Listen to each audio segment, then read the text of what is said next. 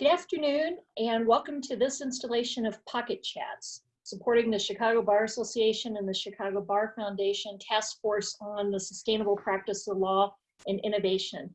I'm Lynn Grayson. I'm the CBA's first vice president, and along with Marianne Mason, I am one of the co-chairs for this year's task force. I'm happy to be joined here today by Gary Wachtel, a member of the Modernizing Lawyer Referral and Law Firm Models Committee of the task force. Gary also is a Senior Director of Law at Discover Financial Services here in Illinois. During this chat, we're going to discuss recommendation number 11, reconsider whether the Rule 5.4 restrictions on ownership of law firms are necessary and appropriate. This recommendation was put forth by Gary's committee, the Modernizing Lawyer Referral Committee, which is comprised of legal professionals who work in a variety of practice settings and represent a variety of viewpoints. So Gary, welcome, and thank you very much for joining us today. Yeah, no problem. Thanks for having me, Lynn. I appreciate it. Can we start off maybe just by asking kind of a broad question so people understand what's going on here? Can you help us understand what the problem is with this recommendation and what it's anticipated to resolve? Absolutely, absolutely.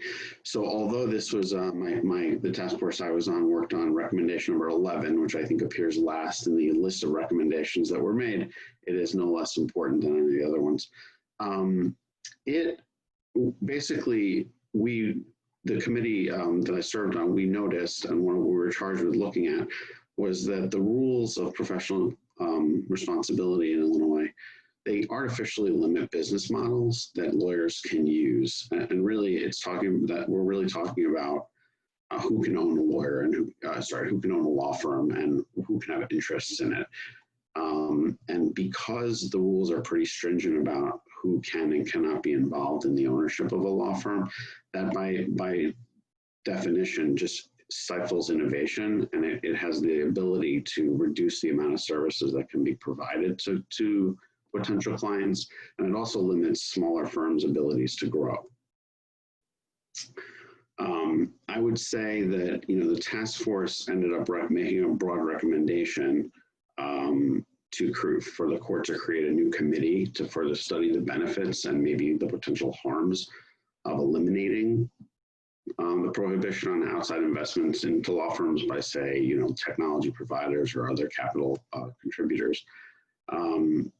We came up with a couple of drafts or rules around Rule 5.4 to sort of address this issue. That said, ultimately, the recommendation was to have the court, like I said, set up a task force to look at this further, because we didn't want to end the discussion, I guess, where we left it as a committee.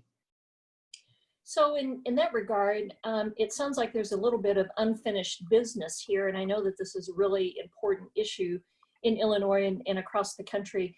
How does the recommendation that your committee made help us move forward or solve the problem here that is envisioned in Rule 5.4? So that's a great question. So the rule, like I said, obviously limits who can have an interest in a law firm economically. The task force recommended, is sort of stopped short of a full-blown rewrite.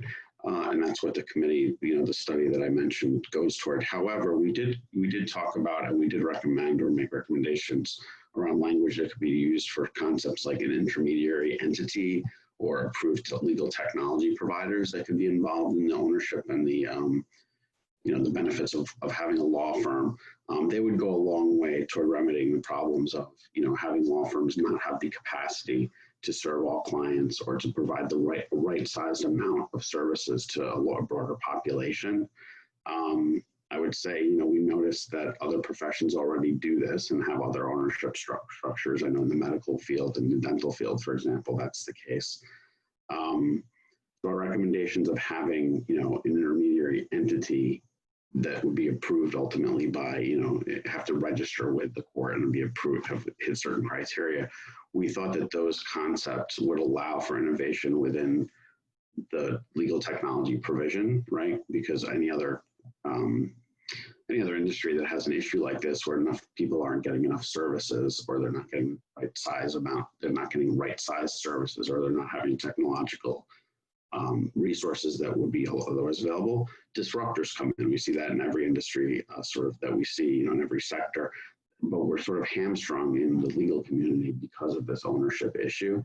So that's why we decided to recommend a couple of different kinds of entities that could come in, knowing full well that, you know, the rules of professional responsibility would require, you know, independence of the lawyers that are actually working on the cases. And so we tried to think about it in terms of giving the ability of other capital contributors or technology companies to become part of a law firm, in the sense that they could help provide services better, but not dilute the protections that, you know, people have that they expect from a lawyer because they're entrusting sensitive information to them. So you and I had the pleasure to serve on this same committee, and your comments make a lot of sense to me. I've often heard our committee chair, Trish Rich, make the comment that lawyers, particularly lawyers in small law firms or solo practices, have 3 full-time jobs. They have to be a marketing professional, they have to be a CEO or a CFO and manage the business, and they also need to practice law. And I think that that's kind of at the heart of this recommendation from our committee, is the fact that, you know, it's really hard sometimes to wear all 3 of those hats. And if you think about what's going on, as you alluded to, in other business sectors, you know, law seems to have been slow to come up to step up and allow other professionals to join in and participate in the management of law firms, you know, valuing the need to protect client confidentiality, valuing professional judgment on the part of the lawyer, but just the kinds of things that are needed to support the practice of law. We've been slow to allow those kinds of professionals to join in or assist us, but because of, you know, prohibitions in 5.4, you know, as somebody that was in big law for 25 years and now has a boutique environmental law firm, I will tell you, any given day, you know, I'm either, you know, working on technology issues or working with our office manager to get the bills out. And I appreciate the value of potentially having the opportunity, or at least the option, of inviting professionals in to help us manage the non-legal part of our practice. And I think that would be a nice alternative to consider for somebody, you know, like me, or somebody that's a solo practitioner. I think it's overwhelming, especially I feel like it's overwhelming for young lawyers that increasingly are in the situation where they're hanging out a shingle, right? And doing a variety of things. That's just a lot to ask, I think, of our lawyers. Gary, what else can you say about this? Or do you have any other comments that you'd like to share regarding this recommendation and the work of our committee? Yeah, there's a couple other things, Lynn. Thank you for your comments. I agree with you, and I enjoyed serving with you as well. Yeah, I mean, I too, actually, my background was in big law too. I worked for a large law firm for just about a decade before I joined Discover. And you're right. I mean, I think, frankly, I think these recommendations would benefit every size law firm. But you're right. I think it has an outsized effect, or it could have one on the boutique side, or solo practitioner, or the young lawyer that's just starting. Because frankly, you know, those types of attorneys are probably better equipped to serve a lot of clients than large law firms might be, right? So, you know, somebody who needs a limited amount of service, or, you know, some kind of other kind of service that might not be fitted for, you know, what you consider a white shoe law firm or something like that, you know, those people just go without.